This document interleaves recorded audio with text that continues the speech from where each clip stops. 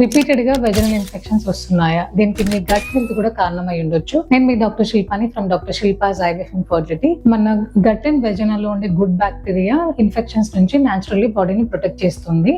మన గట్ లో trillions of good bacteria ఉంటుంది. ఎస్పెషల్లీ లాక్టోబాసిల్లే వెజనల్ లో కూడా ఉంది. వెజనల్ pH మెయింటైన్ చేయడం వల్ల ఇన్ఫెక్షన్స్ రాకుండా బాడీని ప్రొటెక్ట్ చేస్తుంది. సో ఎప్పుడైతే అన్హెల్దీ గట్ ఉంటుందో, అన్హెల్దీ గట్ ఉన్నప్పుడు ఇమ్యూనిటీ తగ్గిపోవడం కానీ, ఇన్ఫ్లమేషన్ బాడీలో పెరగడం కానీ, ఈస్ట్రోజన్ మెటబాలిజం కూడా ఎఫెక్ట్ అవుతుంది. ఇలా ఈస్ట్రోజన్ మెటబాలిజం ఎఫెక్ట్ అయినప్పుడు హార్మోనల్ ఇంబ్యాలెన్స్ కానీ, ఎగ్ ఫార్మేషన్ రిలీజ్ లో ఇష్యూస్ రావడం కానీ ఉంటుంది. తద్వారా ఫర్టిలిటీ ఛాన్సెస్ కూడా తగ్గిపోతూ ఉంటాయి.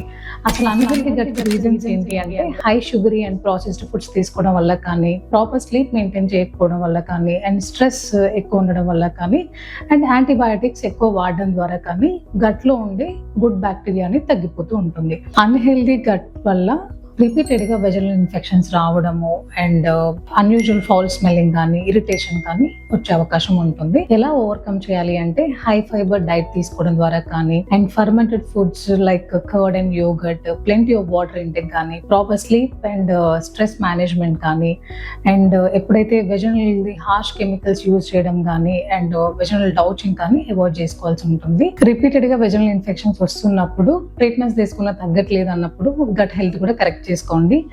Healthy gut means happy hormones and healthy వెజనా టూ. Thank you.